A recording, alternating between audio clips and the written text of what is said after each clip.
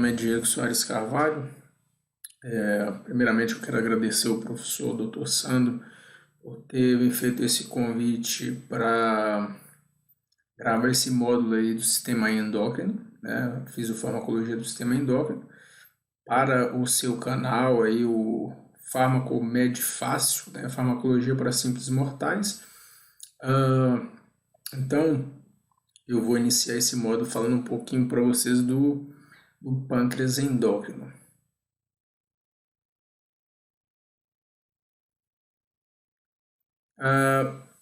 Desde da antiguidade egípcia, né, já se tinha uma curiosidade para entender os mecanismos que estavam envolvidos aí no aumento da liberação de glicose na urina e no sangue dos indivíduos portadores de diabetes, né? Então, na metade do século XIX, o Cláudio Bernard, médico fisiologista francês, na verdade, o pai aí da fisiologia moderna, experimental. Ele viu que o fígado, né, ele percebeu através de experimentos que o fígado tinha um papel importante na homeostase da glicose e que tinha fatores neurais que também controlavam e controlava a homeostase da glicose, né? Ele atuava na fisiologia da digestão, mecanismos da glicogênese no fígado, vasodilatação, vasoconstrição de nervos sensoriais. Então é tido aí como o pai da fisiologia experimental. Nós temos, então, aí em 1869, né, o Paul Langerhans, que foi o primeiro a fazer uma descrição cuidadosa e detalhada da estrutura da microscopia do pâncreas. Em 1886, o Melling e o Minkowski alcançam o sucesso na cirurgia de extirpação do pâncreas de um cão, demonstrando então que esse animal sem o pâncreas ele desenvolvia então uma hiperglicemia severa. Em 1893, o histologista francês, o Languens, ele nomeia a região, né, que o Paul Langerhans tinha identificado que se destacava dos ácidos. Ele nomeou de ilhotas de Langerhans. E aí nós temos já no século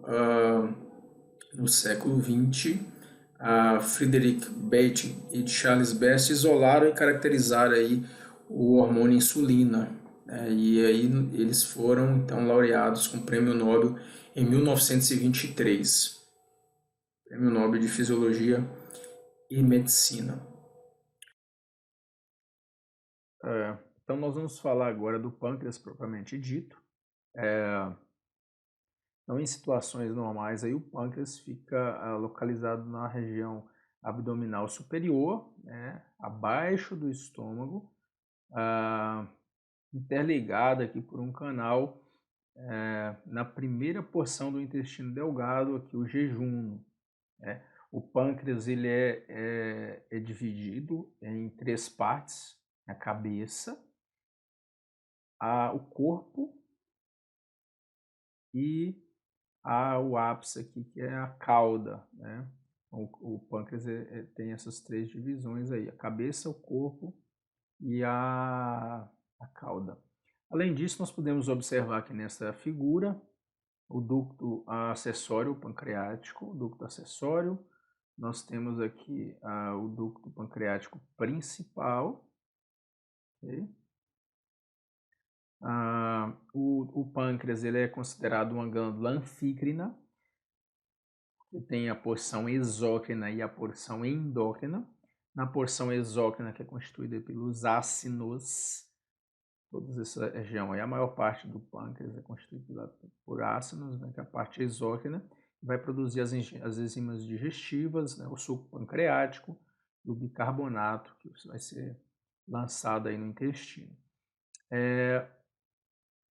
O Paul Langerhans, ele observou que em meio aos ácidos havia uma estrutura que tinha uma separação dos ácidos. Ele chamou essa estrutura aqui de ilhotas, né? Forma uma ilha aqui em meio aos ácidos. Então essa parte das ilhotas é a parte endócrina do pâncreas, onde vai produzir os diferentes hormônios aí que são liberados aí pelas diferentes células que constituem as ilhotas pancreáticas. Lembrando que o hormônio é uma substância química que é produzida pelas glândulas endócrinas e são liberados, são secretados dentro da corrente sanguínea e dos vasos para atuar de forma sistêmica no organismo. Insulina. Mas as ilhotas pancreáticas, elas são constituídas por vários tipos de células diferentes, né? Então, as ilhotas apresentam células A ou alfa, que secretam glucagon, as células beta, que secretam insulina, as células D ou delta, que secretam somatostatina, as células F ou PP, que secretam polipeptídeo pancreático, células G secretam a gastrina, células epsilon secretam a grelina. De toda a composição da ilhota, cerca de 60 a 90% é constituído por célula beta. Então, a maior parte da ilhota é constituída por célula beta. A gente vai ver na próxima imagem. Nós temos aí aproximadamente 60% de célula beta, 25% de célula alfa, está em azul mais claro aqui.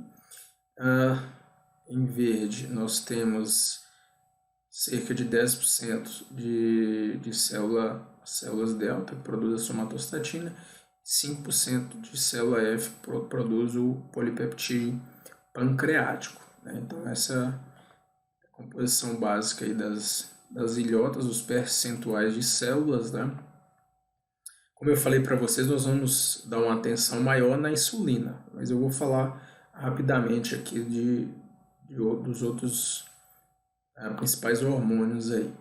A somatostatina, né, produzida pelas células delta, como eu já falei para vocês, as células D, é caracterizada como hormônio hipotalâmico, né, que vai controlar a secreção do hormônio do crescimento, o GH.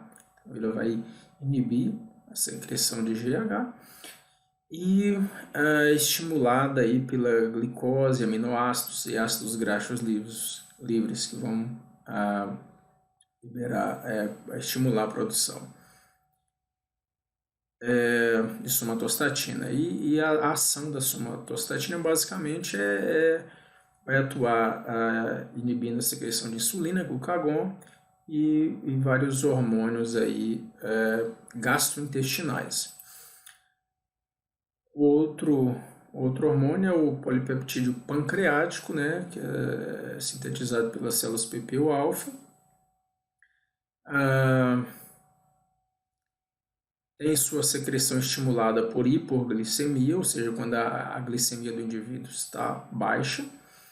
Secreção inibida por infusão de glicose, então quando você faz infusão, um experimento que infunde glicose, tem a redução da liberação do polipeptídeo pancreático e apresenta atividade aí, gastrointestinal, onde vai estimular a motilidade, o esvaziamento e secreção do suco gástrico.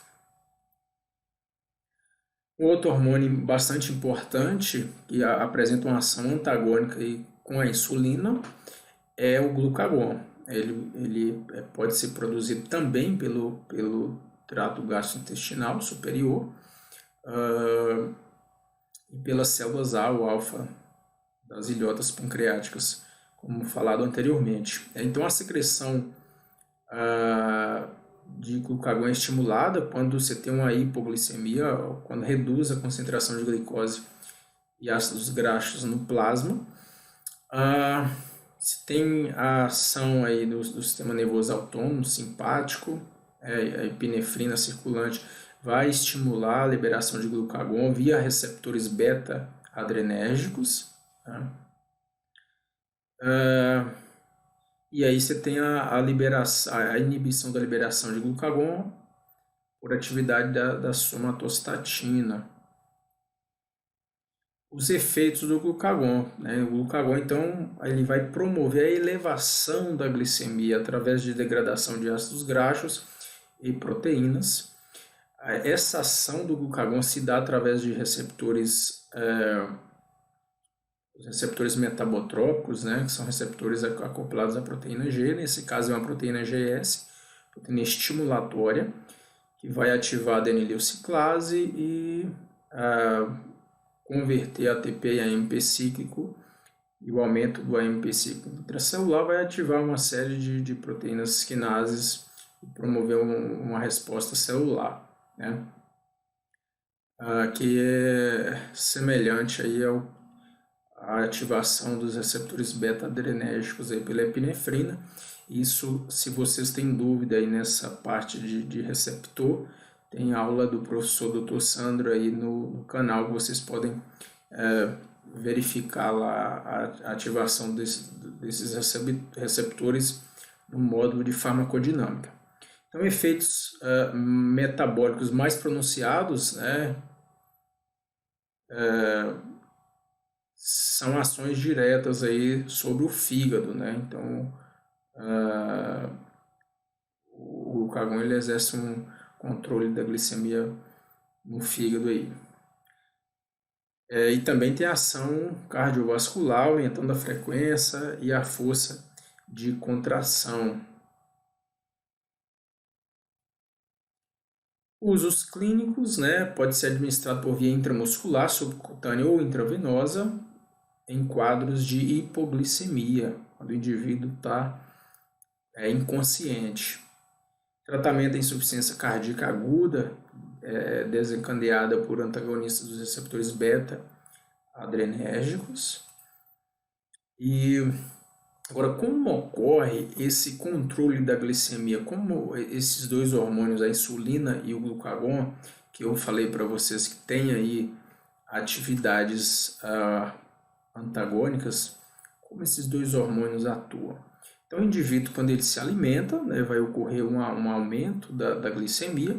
Esse aumento da glicemia, né, pós-prandial, estimula as células beta a secretar insulina.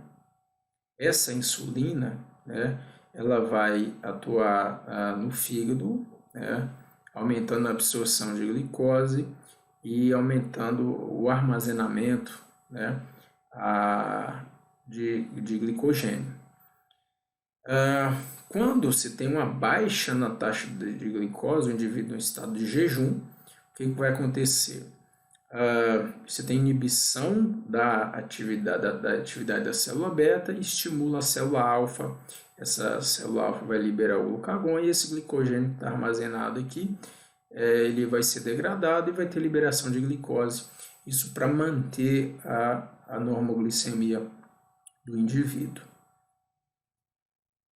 Aqui nós temos uma imagem da proinsulina, onde a gente consegue perceber a cadeia alfa, ou a cadeia A da insulina, o peptídeo conector, a cadeia beta e as ligações de sulfeto aqui entre uma cadeia e outra, certo? Tem os sítios de ação das endopeptidases, que vão atuar nesses sítios para formar a insulina, como a gente vai ver. Então, a síntese da insulina, basicamente, ela inicia, como qualquer proteína, o peptídeo, com a transcrição do RNA mensageiro, né? E tradução. Esse processo da insulina, a tradução desse RNA mensageiro vai ocorrer nos ribossomos aqui aderidos ao retículo endoplasmático granuloso. Então tem a formação da pré-proinsulina. Essa pré-proinsulina vai perder o peptídeo sinalizador, vai formar a proinsulina. Essa proinsulina vai ser direcionada para o complexo Golgiense e durante o trânsito no complexo Golgiense, através de endopeptidases, vai ter a formação da insulina mais peptídeo C, que serão armazenados em vesículas, né? E essas vesículas, contendo os grânulos de insulina e peptídeo C, são secretadas na circulação para ter aí as respostas fisiológicas. Quem tem atividade é a insulina. Quando a gente está estudando e tentando entender o mecanismo, né, de controle aí da glicemia, e em pacientes, o padrão ouro para você ver como está o metabolismo da glicose do indivíduo é fazer o teste de tolerância à glicose, o GTT. Basicamente, é um indivíduo em jejum de 12 horas, injeta aí uma quantidade de glicose nesse indivíduo, né? Na verdade, via oral, normalmente é via oral. Esse indivíduo ele toma a glicose via oral e após 30 minutos começa obviamente que faz uma coleta, né? Tem uma coleta inicial, que é a glicemia basal, e depois a cada 30 minutos vai fazendo a coleta e análise da glicemia desse indivíduo. Então nós temos aqui em azul o indivíduo normal, né?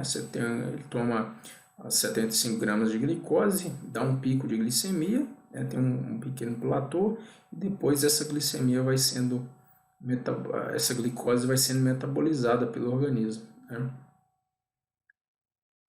Aqui tem um caso de uma absorção rápida, então a glicemia sobe e desce rapidamente, não tem esse platô.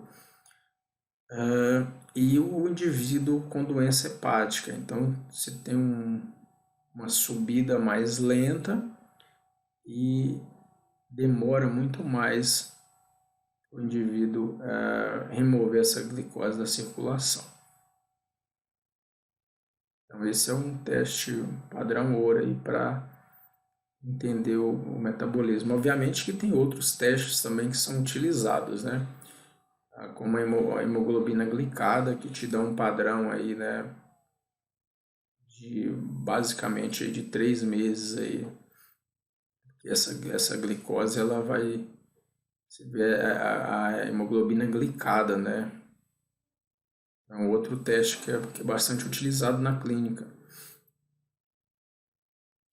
Mas como essa insulina ela é secretada? Como as células beta pancreáticas secretam a insulina? O estímulo, né, tem várias substâncias que estimulam essa secreção de insulina. Ácidos graxos, alguns aminoácidos, mas o principal secretagogo de insulina é a glicose, né? Então a glicose ela entra na célula beta através de um transportador, através de um transporte facilitado por uma proteína, né, chamada de GLUT2, o transportador de glicose do tipo 2, que está aqui na célula beta, né, na membrana da célula beta, e vai permitir a entrada da glicose. Uma vez que a glicose ela entra na célula beta, tem glicoquinase aqui que vai fosforilar a glicose, né, formando a glicose 6-fosfato, impedindo que essa glicose retorne aqui para o meio extracelular, favorecendo então a via metabólica aqui, onde se vai ter todo o processo da glicólise, as 10 reações, formação de piruvato, entra para o ciclo de Krebs, né? Aumenta a relação ATP-ADP, e esse aumento do ATP vai promover o fechamento de canais para potássio sensível ao ATP, o KTP. Esse fechamento desse canal vai promover um aumento aqui da quantidade de potássio próxima à região da membrana, levando a uma pequena despolarização, fazendo com que ocorra aí a abertura dos canais para cálcio sensível à voltagem do tipo L. Então vai ocorrer um influxo de cálcio, né, para o meio intracelular, e esse cálcio intracelular vai ativar a maquinaria a maquinaria contrátil aí da célula, que vai promover então a extrusão das vesículas contendo os grânulos de insulina. Então, essas vesículas elas vão ocorrer a extrusão aí da insulina contendo vai ter um processo de a vesícula vai ter o processo aqui de fusão da vesícula com a membrana, né, a membrana da vesícula com a membrana da célula, e extrusão dos grânulos de insulina para o meio extracelular, cair na corrente sanguínea. Eles vão atuar nos tecidos específicos aí que a gente vai ver daqui a pouco. Além dessa resposta direta, o aumento do cálcio intracelular ativa proteínas na membrana, né, como por exemplo a fosfolipase C, né, e a ativação dessa enzima vai promover aí o hidrolisar fosfolipídios na membrana, formando diacilglicerol, que ativa a PKC, que promove a síntese de insulina. Tem a fosfolipase aí, tem a formação do IP3, fosfatidilinositol 3, que vai atuar aumentando a liberação do cálcio intracelular do retículo endoplasmático, né, do retículo sarcoplasmático, do retículo endoplasmático liso, na verdade, aumentando a concentração do cálcio do citoplasma celular e promovendo potencializando a exocitose dos grânulos de insulina. Tem também a ação da adenililciclase, né, que vai converter o ATP em AMP cíclico, que é um segundo mensageiro, que vai ativar a proteína quinase A e promover também secreção de insulina, potencializar esse efeito aqui. Então, basicamente, esses são os processos, né? Então, só recapitulando, a glicose vai entrar na célula beta através do transportador GLUT2, vai ser fosforilada a glicose 6-fosfato, formação aí tem toda as 10 etapas da glicólise para chegar no piruvato. Piruvato acetilcoenzima A, forma acetil-CoA, entra para o ciclo de Krebs, aumenta a relação ATP-ADP. O aumento do ATP vai então fechar o KTP, aumenta o potássio próximo à região da membrana, carga positiva, a membrana, essa aqui, o potencial de membrana está em repouso, estava aproximadamente menos 70, você tem uma pequena despolarização aí, um caminho para despolarizar, obviamente que não muda a carga, não despolariza, mas é o suficiente para abrir o canal para cálcio sensível à voltagem. Aí o cálcio intracelular vai promover aqui, o aumento do cálcio intracelular vai promover a secreção de insulina, né? Essa secreção de insulina, ela é bifásica, então tem uma primeira fase, que é a fase mais rápida, onde há uma liberação, um aumento acentuado aqui da liberação de insulina, nessa fase 1, que tem como estimuladores aqui, o principal é a glicose, mas tem aminoácidos, as sulfonilureias, que vão atuar lá no KTP, fechando o KTP, vai aumentar a secreção, o glucagon, hormônios do trato gastrointestinal atuam nessa fase 1, e ainda tem a fase 2, que é uma fase onde se tem um platô, né, que é uma fase mais demorada, a estimulação da glicose,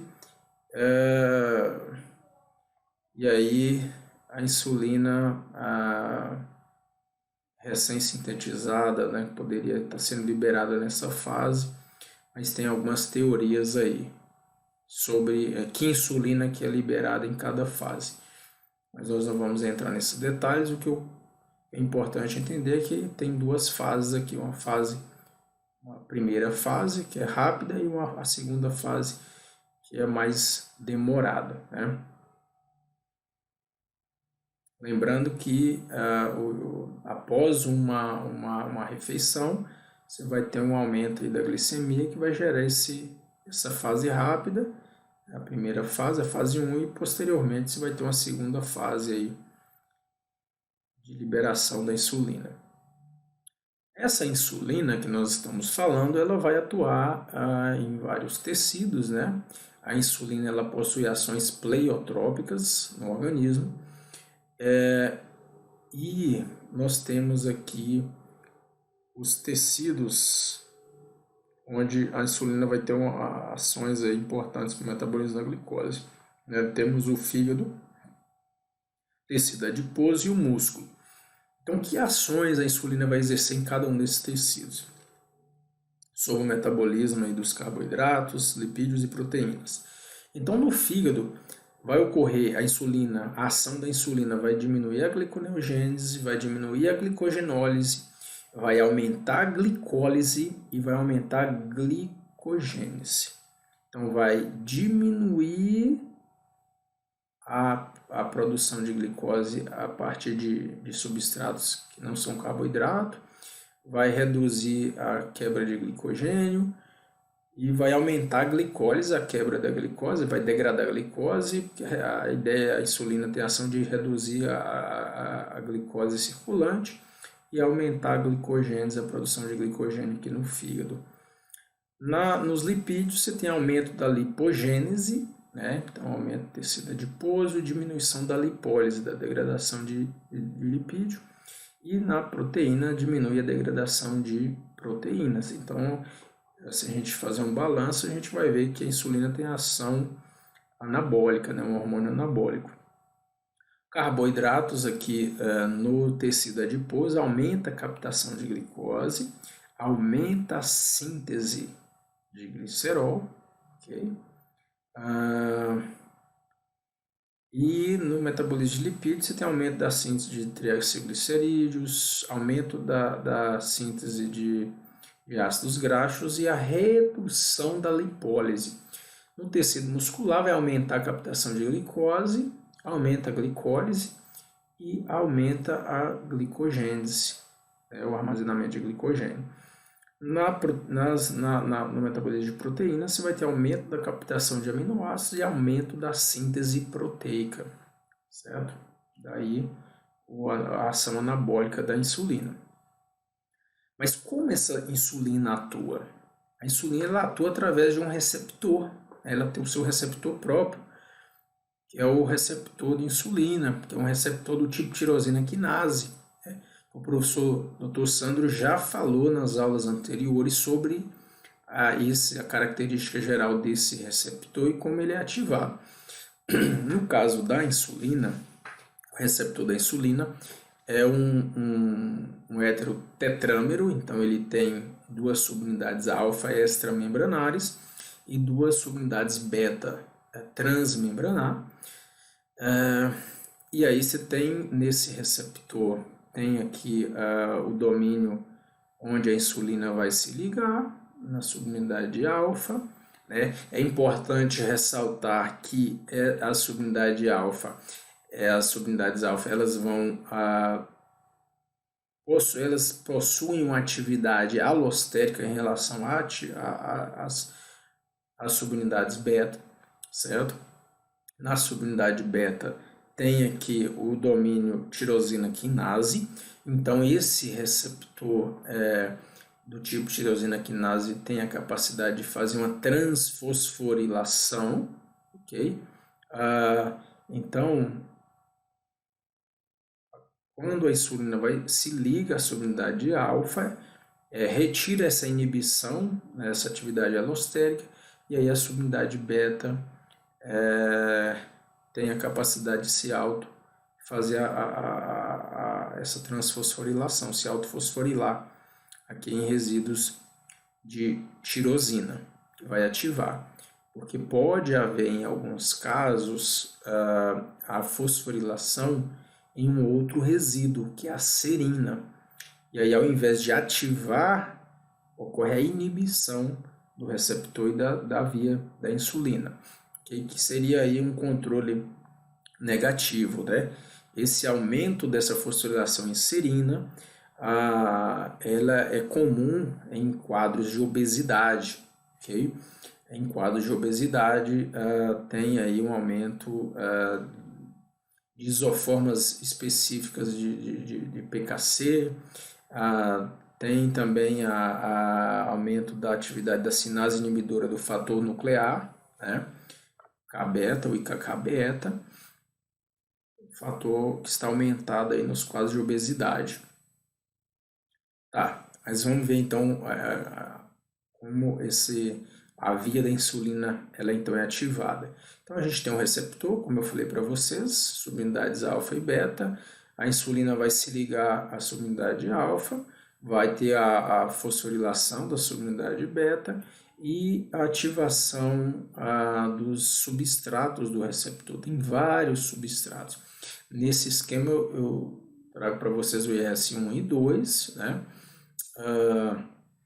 Que são os substratos mais importantes para essa questão da metabolização da glicose. Experimentos já foram realizados, nocautes para esses substratos, né? E de fato o nocaute para o IRS2 você tem um quadro grave aí de hiperglicemia, enquanto que no IRS1, o nocaute para IRS1 não desenvolveu aí o quadro grave de hiperglicemia. A hipótese é que o IRS2, esse substrato, faz a recompensa, né? Mas então a insulina se liga ao receptor, tem a fosforilação, né? A autofosforilação no resíduo de tirosina. E aí a ativação dos substratos, esses substratos ativados então vão se associar à subunidade regulatória P85 da proteína PI3 quinase. Essa proteína ela tem essa subunidade P85, que é a subunidade regulatória, e tem a subunidade catalítica P110. Então essa subunidade P110 ela promove ela vai migrar para a membrana e vai hidrolisar o PIP2 aqui na membrana, que é um fosfolipídio, formando o PIP3, fosfatidildinositol 3, 4 e 5. Esse PIP3 ele ativa o PDK1, né, que faz aí um controle da proteína quinase B, da AKT. Essa proteína quinase B que vai fazer com que ocorra a translocação das vesículas contendo o GLUT4, né, para a membrana. É importante ressaltar que nessas vesículas que contêm o GLUT4 tem as proteínas que vão fazer aí proteínas que vão atuar no transporte e na interação com a membrana da célula para ocorrer a fusão da membrana da vesícula com a membrana celular, né? Como as proteínas, as SNARs, as VAMP2, 3, que vão interagir aí com as T-SNARI, a sintaxina e a SNAP23, que são proteínas que vão atuar aí nessa fusão da membrana da vesícula contendo GLUT4 com a membrana, onde vai ter a inserção aí do GLUT4 na membrana, então facilitando a entrada da glicose. Esse GLUT4 ele está presente no tecido adiposo, no tecido muscular e no fígado, embora o tecido muscular e o tecido adiposo são tecidos que a gente fala que é insulino dependente, que depende da insulina para ocorrer a entrada da glicose nessas células, né? Além dessa via, né, de captação de glicose, como eu falei para vocês, a insulina tem ações pleiotrópicas no organismo, né? Então nós temos aqui, por exemplo, a insulina, os substratos vão se associar com GRB2, né? E vão ativar esses domínios, né? SHC, que vai promover a troca do GTP a GTP aqui em RAS, fazendo com que ative essa via da RAS, RAF, MAP e ERK 1 e 2 e promovendo expressão gênica. Okay? Além disso, tem outras ações da insulina, né? Como, por exemplo, a atividade aí da proteína PI3K e da AKT em ações de crescimento e diferenciação celular, metabolismo da glicose, síntese de glicogênio, que a gente vai ver mais à frente, de lipídios, expressão de genes específicos. Então, através dessa via da insulina, alguns genes são controlados. Okay? Aqui só para mostrar para vocês nessa imagem, né, que é a ação do receptor, que vai através da proteína quinase B, a KT, tem essa vesícula migra para a membrana, ok? Ocorre a fusão das duas membranas e as proteínas GLUT4 é inserido na membrana para facilitar a entrada da glicose no tecido adiposo e no tecido muscular. Além dessa captação de glicose, que a gente já falou, tem as vias que eu acabei de falar para vocês e várias proteínas que são ativadas aí através da ação da insulina, como as vias das MAP quinases, né, que vai atuar aí diretamente controlando genes, fatores de transcrição aí, crescimento e expressão de genes. Você tem controle, as MAP quinases vão controlar a proteína fosfatase 1, né, que vai exercer controle diretamente na glicogênio sintase, controlar a síntese de glicogênio. Tem controle direto aqui na síntese proteica, né? Então ela pode reduzir a atividade de alguns genes, né, e consequentemente reduzindo a transcrição vai reduzir a tradução de genes, né? Está relacionado também com o controle da síntese lipídica. Então tem várias ações, né, a insulina. Na questão do controle aí da glicose, né, do metabolismo da glicose no fígado, então o receptor, a insulina se liga ao receptor, tem ativação dos substratos, PI3, AKT, e o que vai acontecer, na verdade, nós temos que a AKT ela vai promover, aí vai fosforilar e inativar a proteína GSK3, né? E aí essa fosforilação vai fazer com que ocorra, então, vai reduzir a fosforilação da glicogênio sintase, aumentando a sua atividade. Então é desta forma aqui, por esta via, que a insulina ela inibe GSK3, que vai fazer com que reduza a fosforilação da glicogênio sintase e aumentando, portanto, a síntese de glicogênio, que é uma ação importante no fígado para reduzir a glicemia do indivíduo. Na questão da neoglicogênese, que eu falei para vocês que é reduzida, né,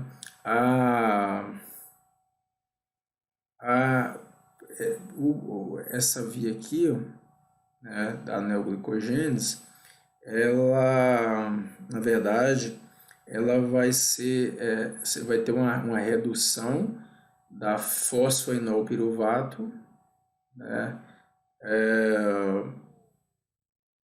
Essa redução da fosfoenolpiruvato carboxinase que é uma enzima-chave da neoglicogênese, né, da formação de glicose por outros substratos que não carboidrato. E vai ter também a redução da transcrição dos genes dessas enzimas, né, que são importantes aí, né? E também a ativação, aumenta a transcrição de genes das enzimas glicolíticas. Então é desta forma que a insulina exerce as suas ações aqui no fígado, né, para reduzir a glicemia através das ações diretamente no fígado. Essa é interessante que foi descoberto, né, um fator de transcrição em mamíferos que está intimamente relacionado aí com o controle da glicemia. Então, tem toda a via que nós já conversamos, né? A insulina, receptor, os substratos. Esses substratos, o que eles vão fazer, né? Esses substratos, eles vão fosforilar esse fator de transcrição FOXO, né? E aí, quando ocorre essa fosforilação de FOXO, ele sai do núcleo e vai para o citoplasma e fica inativo, e aí você tem o indivíduo com a glicemia controlada, né? Normoglicemia, acúmulo e oxidação de lipídios hepáticos, a acumulação está regulada. Quando tem uma falha, né, por exemplo, do IRS2, né, a falha do IRS2 sobre tanto FOXA2 e FOXO1, quando tem falha, né, tem uma hiperglicemia e vai gerar uma esteatose hepática. Isso no quadro de uma resistência à ação da insulina moderada. Quando o indivíduo está em um quadro de resistência à insulina grave, então você não tem esse controle de FOXA2 por IRS1, nem por IRS2, e aí o indivíduo vai estar num quadro de uma hiperglicemia, maior oxidação de lipídios hepáticos e um desenvolvimento de cetoacidose. Isso aqui é um quadro de resistência à insulina já grave.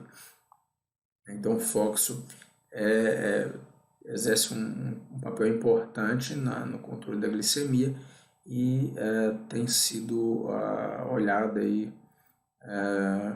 como um possível alvo terapêutico para tratamento de diabetes, né? Uma outra ação da insulina no fígado é no controle do metabolismo de lipídios, né? Então, na mitocôndria dos hepatócitos tem toda a via, né, de produção aí dos ácidos graxos, ok? Citrato, acetato, formação de acetil-CoA, a ação da acetil-CoA carboxilase, formando o malonil-CoA, por ação da ácido graxo sintetase, formação dos ácidos graxos saturados, né? Então, através desse fator de transcrição, a insulina exerce aí o controle, né? Fazendo com que ocorra o aumento da atividade dessas enzimas e aumentando a produção de ácidos graxos. Agora, quando ocorre falha no receptor ou na via pós-receptor, né, todas aquelas etapas geram um quadro de resistência à ação da insulina. O indivíduo ele produz insulina, tem um aumento da insulina, gerando uma insulinemia. No entanto, essa insulina ela não consegue exercer a sua atividade, né? E esse quadro de insulinemia, o aumento da insulina gera a resistência à insulina, né? E, consequentemente, um quadro de diabetes tipo 2, caso não seja controlado. Então, o indivíduo que apresenta esse quadro, que alterações ele vai ter no fígado, por exemplo? vai ter uma produção de glicose aumentada, um aumento da síntese de glicogênio, redução da AKT, que é a última proteína da via lá que vai translocar o GLUT4. Nos vasos, redução de enoses. Tecido adiposo vai ter uma captação de glicose, um aumento da captação de glicose, né? No primeiro momento, esse indivíduo vai aumentar essa captação de glicose, vai aumentar o tecido adiposo, por isso uma íntima relação desse quadro com obesidade. Essa via CAP-CBL é uma via importante, né? Ela possivelmente ela é ativada pela insulina, mas ela independe aí da PI3 quinase. Então, é uma via de captação de glicose ativada pela insulina, mas que não depende, que acredita-se que não depende não depende da proteína PI3 quinase, né? Então,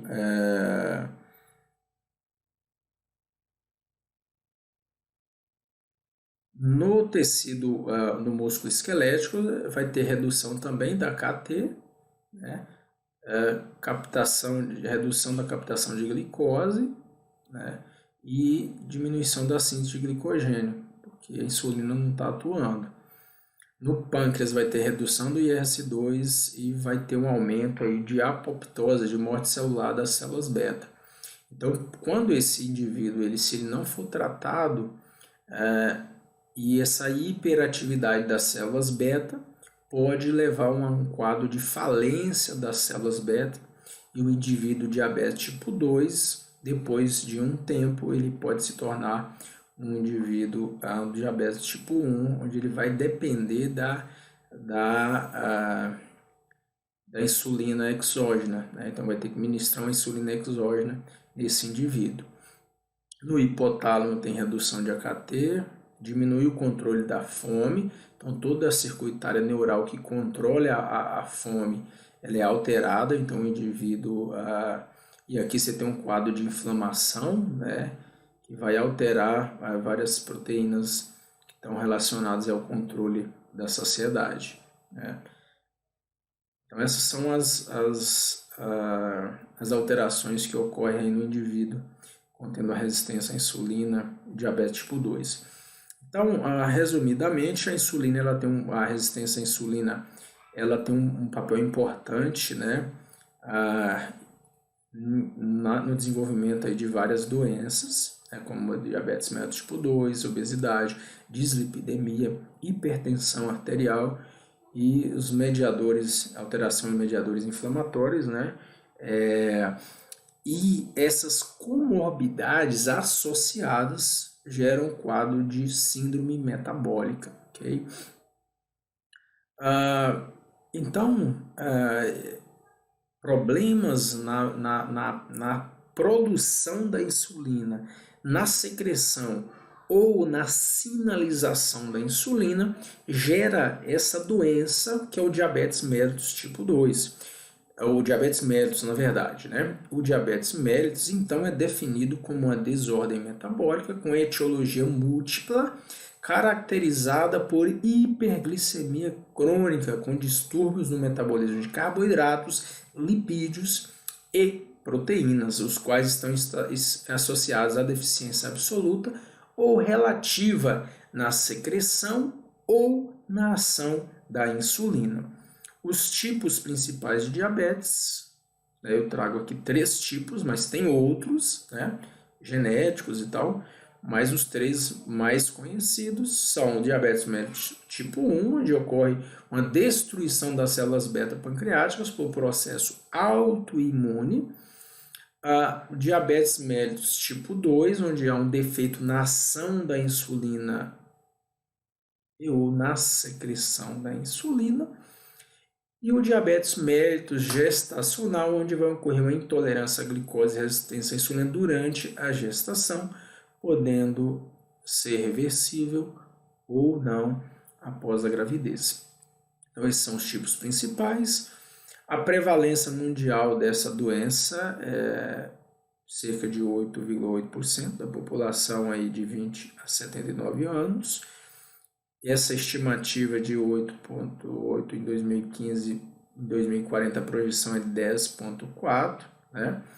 Número de pessoas com diabetes, cerca de 14, 15 milhões. Em 2040 esse número vai passar para 642 milhões.